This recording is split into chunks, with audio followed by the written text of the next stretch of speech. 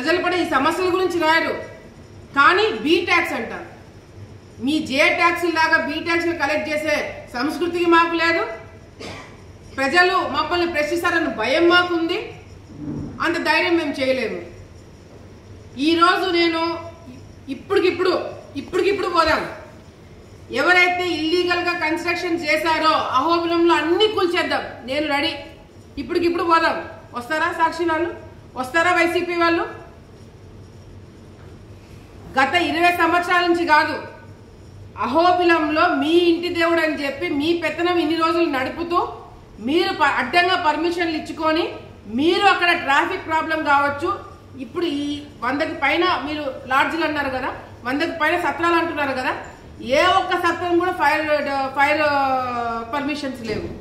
ఏ ఒక్క దానికి కూడా పంచాయతీ పర్మిషన్స్ లేవు. ఏ ఒక్క దానికి కూడా ఎలక్ట్రికల్ డిపార్ట్మెంట్ వాళ్ళు పర్మిషన్ ఇవ్వలేదు. మరి ఎట్లా కన్స్ట్రక్షన్ చేశారండి? ఎవరు హయాంలో చేశారండి? 20 సంవత్సరాల నుంచి ఇల్లీగల్ గా కన్స్ట్రక్షన్స్ చేస్తున్నారని చెప్పి మీ సాక్షుల్లోనే రాశారు. నేను చెప్పడం పక్కన పెట్టండి, మీ సాక్షులో రాసినారు. మరి అటువంటిప్పుడు గతంలో మీరు ప్రభుత్వంలో ఉన్నప్పుడు ఏం చేస్తున్నారు? గత 5 సంవత్సరాలు మీరు అధికారంలో ఉన్నప్పుడు ఈ సత్రాల మీదకి మీరు ఎందుకు పోలేదు? ఈ సత్రాలు మీరు ఎందుకు క్యాన్సిల్ చేయించలేదు? మేము వచ్చి సంవత్సరమే కదా అయింది. గత 5 సంవత్సరాలు మీరే కదా ఉన్నారు. మరి ఈ సత్రాల మీద ఎందుకు యాక్షన్ తీసుకోలేదు మీరు? టెంపుల్లో అవినీతి జరుగుతుంది, బయట అవినీతి జరుగుతుంది. కేవలం వైసీపీ నాయకుల వల్లనే ఇదంతా మొదలైంది. మేము ఫుల్ స్టాప్ పెట్టడానికి చూస్తున్నాము, కానీ మీరు ఎక్కడ కూడా సహకరించట్లేదు మీ సాక్షి వాళ్ళు. లేదు, నేను మొన్న కూడా నా గురించి ఆర్టికల్ రాసినప్పుడు ఒకటే చెప్పిన, ఇప్పటికిప్పుడు నేను సిద్ధం. నా మీద నేను చేశాను, మేము వసూలు చేసుకుంటున్నామని మీరు ఒక్కటంటే ఒక ఆధారం చూపించండి, నేను రాజీనామా చేసేస్తా. ఒక్కటంటే ఒక్కటి నిరూపించండి, నేను రాజీనామా చేస్తాను. ఎక్కడ ఇట్లా సాక్షి వాళ్ళు మీరు ఏది పడితే అది రాయడం వల్ల ఎవరికంటే నష్టము? ప్రజలకి నష్టం కాదు, మాకు నష్టం కాదు. ఎవరికి తెలుసా? మీ యాజమాన్యానికి.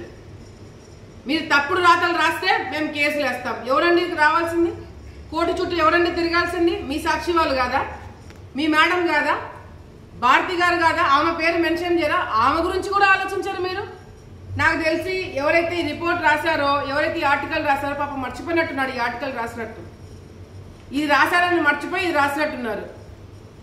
లేకపోతే ఏ ఇల్లీగల్ కన్స్ట్రక్షన్స్ చేస్తున్నారని చెప్పి రాసిన వ్యక్తి ఆ ఇల్లీగల్ కన్స్ట్రక్షన్స్ వెనకేసుకుంటూ మళ్ళీ ఇంకొక ఆర్టికల్ ఎట్లా రాస్తున్నాడు?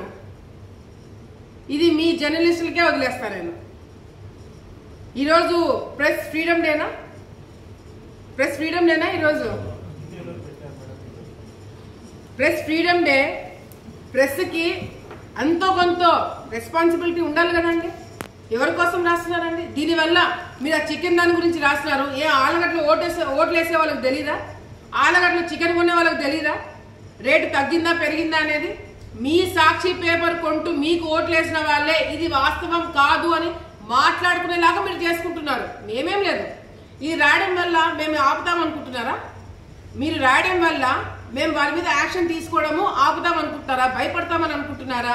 నేను ఇప్పుడు చెప్తున్నాను, ఎవరైతే అక్రమంగా ప్రభుత్వ భూములు ఆక్రమించుకున్నారో, అది వక్ఫ్ బోర్డు కావచ్చు, ఎండోమెంట్స్ కావచ్చు, ఇరిగేషన్ డిపార్ట్మెంట్ కావచ్చు, ఎవరిదైనా సరే గవర్నమెంట్ భూమి ఆక్రమించి ఎవరైతే ఇల్లీగల్ గా కన్స్ట్రక్షన్స్ చేశారో అవన్నీ కూడా డెమాలిష్ చేయడం జరుగుతుంది, అవన్నీ కూడా తొలగించడం జరుగుతుంది.